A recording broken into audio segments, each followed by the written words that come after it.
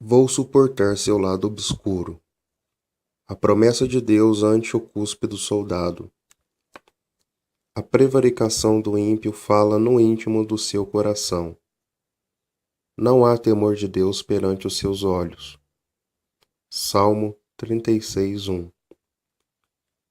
A vaidade está tão ancorada no coração do homem que os que escrevem contra ela almejam a glória da boa escrita, e os que leem desejam a glória por tê-la lido. Blaise Pascal. Enganoso é o coração, mais do que todas as coisas, e perverso. Quem o conhecerá? Jeremias 17:9.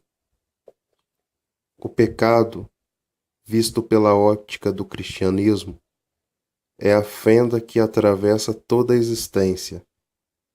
Emil Brunner. O que teria acontecido à fera se a Bela não tivesse aparecido?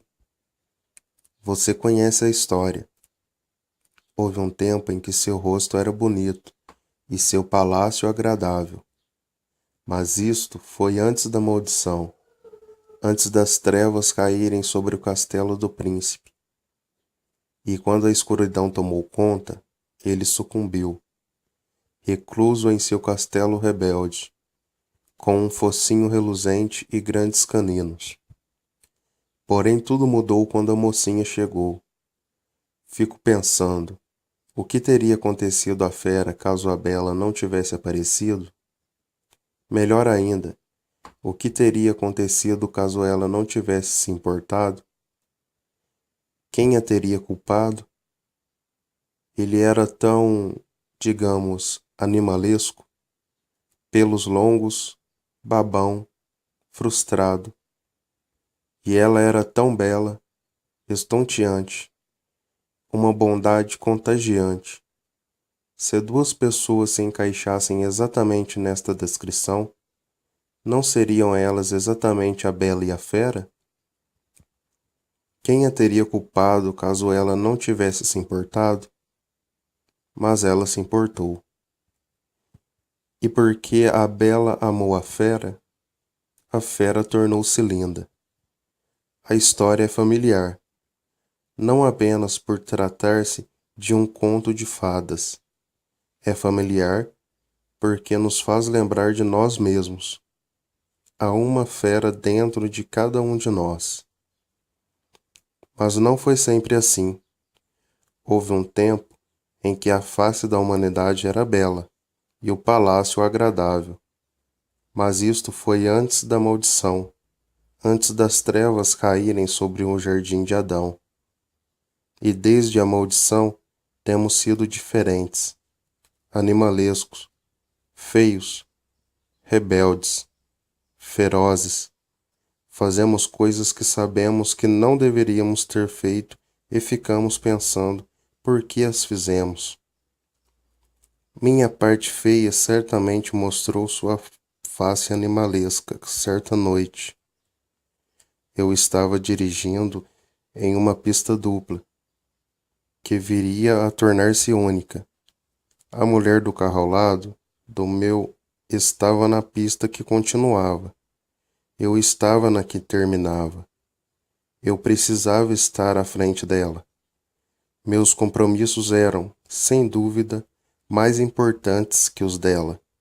Além do mais, não sou eu importante? Não sou eu o mensageiro da compaixão, o embaixador da paz? Assim, acelerei o carro. Adivinhe, ela também. Quando minha pista terminou, ela estava a 1 centímetro à minha frente. Aumentei os faróis, reduzi a velocidade e a deixei passar.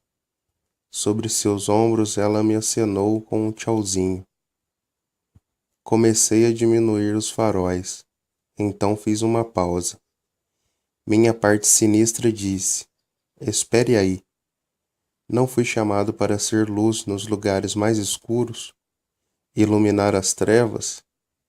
Então coloquei um pouco mais de luz em seu retrovisor, só para importunar. Ela diminuiu a velocidade em retaliação. Esta mulher era má. Para ela pouco importava se toda a cidade de Santo Antônio estivesse atrasada. Ela não iria ultrapassar a marca de 25 km/h.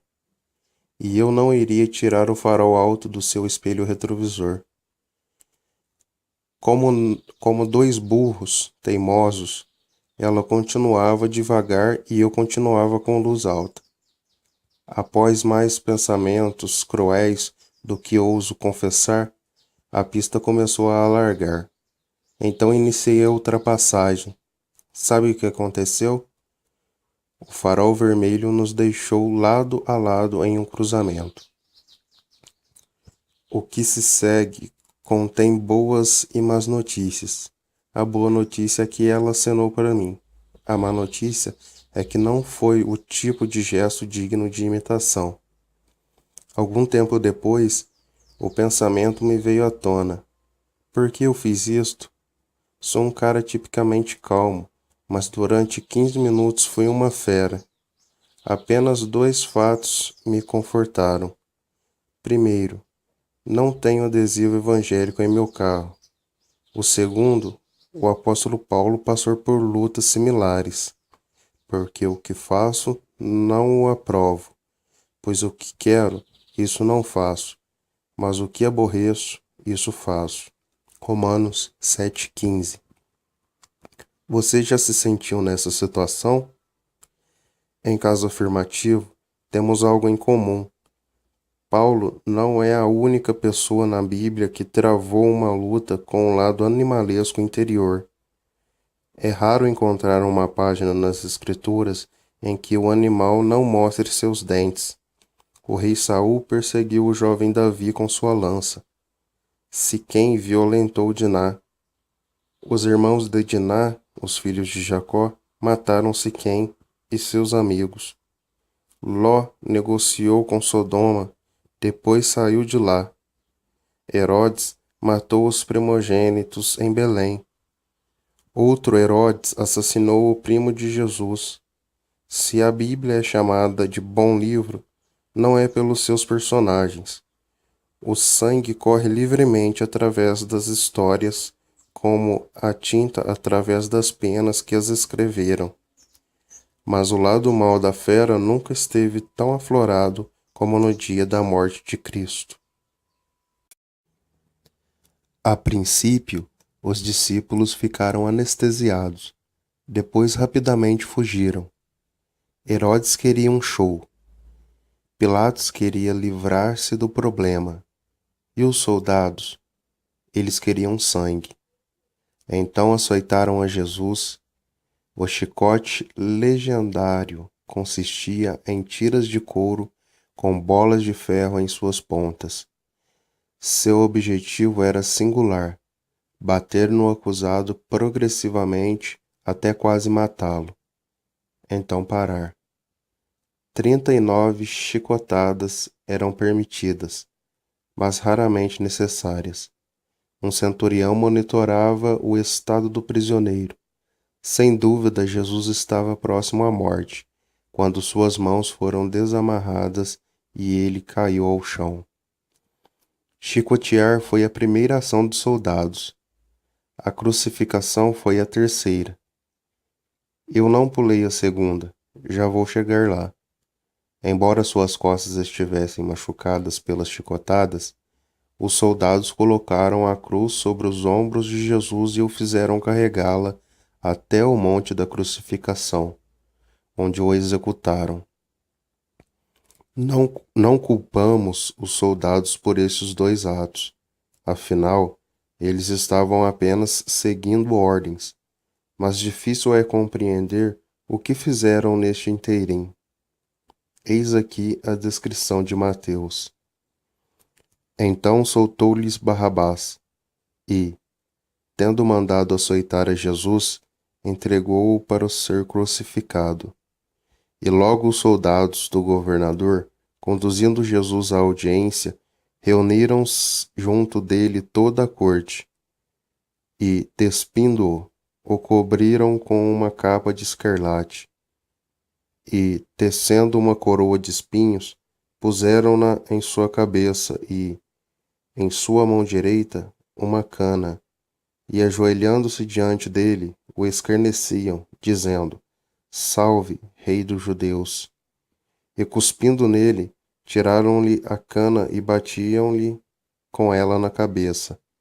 E, depois de o haverem escarnecido, tiraram-lhe a capa, vestiram-lhe as suas vestes e o levaram para ser crucificado.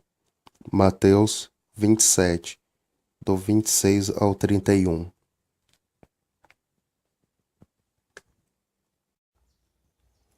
A obrigação dos soldados era simples: levar o Nazareno até o monte e matá-lo. Mas eles tinham outra ideia. Queriam se divertir primeiro. Fortes, descansados e armados, os soldados cercaram um carpinteiro galileu exausto e quase morto, e o atacaram. O açoite fora ordenado, a crucificação ordenada. Mas quem teria prazer em cuspir em um homem quase morto? O ato de cuspir não tem a finalidade de machucar o corpo, de forma alguma. O ato de cuspir é a intenção de degradação da alma, e muito eficiente. O que os soldados estavam fazendo, não estariam eles elevando-se a si próprios à custa de outra pessoa? Eles sentiram-se grandes ao humilhar Jesus. Você já fez isto? Talvez nunca tenha cuspido em alguém, mas já fofocou? Caluniou? Você já levantou as mãos enfurecidas ou levantou os olhos com arrogância? Já colocou os faróis altos no retrovisor de algum carro? Já fez alguém se sentir mal para você se sentir bem? Foi isto que os soldados fizeram a Jesus. Quando você e eu fazemos o mesmo, fazemos isto com Jesus também. E respondendo o rei, lhes dirá: Em verdade vos digo que, quando fizeste a um destes meus pequeninos irmãos, a mim o fizestes. Mateus 25:40. A maneira como tratamos os outros é a mesma como tratamos a Jesus. Ei, Max, não gostei dessa frase. Você protesta. Creia-me, não gosto de dizer isto, mas precisamos enfrentar o fato de que há algo animalesco dentro de cada um de nós, que nos obriga a fazer coisas que surpreende até a nós mesmos. Você já não surpreendeu a si mesmo? Já parou para refletir sobre alguma atitude e pensou: o que deu em mim? A Bíblia possui uma resposta com 6 letras para esta questão: pecado. Existe algo ruim, animalesco, dentro de cada um de nós. Éramos, por natureza, filhos da ira. Efésios 2:3. Não é que não possamos fazer o bem. Podemos. O fato é que não conseguimos evitar fazer o mal. Em termos teológicos, somos totalmente depravados. Embora feitos à imagem e semelhança de Deus, temos caído. Somos corruptos ao máximo. O âmago de nosso ser é egoísta e perverso. Disse Davi: Eis que em iniquidade fui formado, e em pecado me concebeu minha mãe. Salmo 51:5. Poderia alguém dentre vós dizer menos do que isto? Cada um de nós nasceu com tendência ao pecado. A depravação é condição universal. As Escrituras afirmam isto claramente. Todos nós andamos desgarrados como ovelhas. Cada um se desvia pelo seu caminho. Isaías 53:6. Enganoso é o coração, mais do que todas as coisas, e perverso. Quem o conhecerá? Jeremias 17:9. Não há um justo, nenhum sequer. porque todos pecaram e destituídos estão da glória de Deus. Romanos 3, 10 e 23. Há quem possa discordar com tais palavras fortes. Eles olham ao redor e dizem: comparado aos outros, sou uma pessoa decente. Note que um porco pode dizer algo similar. Ele pode comparar-se com seus companheiros e dizer: estou tão limpo quanto todos os outros. No entanto, quando comparado aos humanos, o porco precisa de ajuda. Comparados a Deus, nós humanos temos a mesma necessidade. O padrão de santidade não pode ser encontrado entre os porcos coxos da terra, mas no trono celestial. O próprio Deus é o padrão. Somos as feras. O ensaísta francês Michel de Montaigne disse: não há homem tão bom que, ao submeter todos os seus pensamentos e atitude às leis, não mereça ser enforcado 10 vezes em sua vida. Nossas atitudes são feias, nossas ações escabrosas. Não fazemos o que queremos, não gostamos do que fazemos. E o pior, sim, há algo pior, não conseguimos mudar. Tentamos, como tentamos. Mas pode o etíope mudar sua pele ou o leopardo as suas manchas? Nesse caso, também vós podereis fazer o bem, sendo ensinados a fazer o mal. Jeremias 13, 23. O apóstolo concordou com o profeta, porquanto a inclinação da carne é inimizade contra Deus, pois não é sujeita à lei de Deus. Realmente não. Romanos 8, 7. Ainda concorda? Ainda acha minha avaliação muito dura? Em caso afirmativo, aceite este desafio. Durante as próximas 24 horas, viva uma vida sem pecado. Não estou pedindo uma década ou um ano perfeito, nem mesmo um mês, apenas um dia perfeito. Você consegue? Você consegue viver sem pecar durante um dia? Não? E uma hora?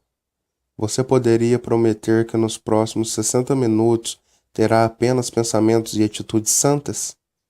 Ainda hesitante? E quanto aos próximos 5 minutos? 5 minutos sem preocupações, raiva e vida sem egoísmo. Você consegue? Não? Nem eu. Então temos um problema. Somos pecadores, e o salário do pecado é a morte. Romanos 6, 23. Temos um problema. Não somos santos. E a Bíblia nos adverte a seguir a paz com todos e a santificação, sem a qual ninguém verá o Senhor. Hebreus 12, 14. Temos um problema. Somos maus e a obra do justo conduz à vida. As produções do ímpio ao pecado. Provérbios 10, 16. O que podemos fazer? Permita que o cuspe dos soldados simbolizem a sujeira em seus corações. Então observe o que Jesus fez com esta sujeira. Ele a carregou até a cruz. Através do profeta ele disse: não escondo a face dos que me afrontam e me cospem. Isaías 56. Misturado a seu sangue e suor estava a essência de nosso pecado. Deus poderia ter julgado de outra forma. No plano de Deus, se foi oferecido vinagre para sua garganta, porque não uma toalha para o seu rosto, Simão carregou a cruz para Jesus, mas não limpou o seu suor. Os anjos estavam presentes. Eles não poderiam ter desviado o cuspe? Sim, mas Jesus nunca ordenou que eles o fizessem. Por algum motivo, aquele que escolheu os cravos escolheu também a saliva, junto com a lança e a esponja, Ele suportou a cuspidela do homem. Por quê? Seria por ter ele visto o lado bonito da fera? Mas a correlação com a bela e a fera termina. Na fábula, a bela beija a fera. Na Bíblia, a bela faz muito mais. Ela se torna fera para que a fera possa transformar-se em bela. Jesus muda de lugar conosco. Nós, assim como Adão, estávamos sobre a maldição. Mas Cristo nos resgatou da maldição da lei, fazendo-se maldição por nós. Gálatas 3:13. E se a bela não tivesse vindo, e se ela não tivesse se importado, então teríamos continuado como feras. Mas a bela veio, e ela se importou. Aquele que é sem pecado tomou forma de pecador para que nós, pecadores, pudéssemos nos tornar santos.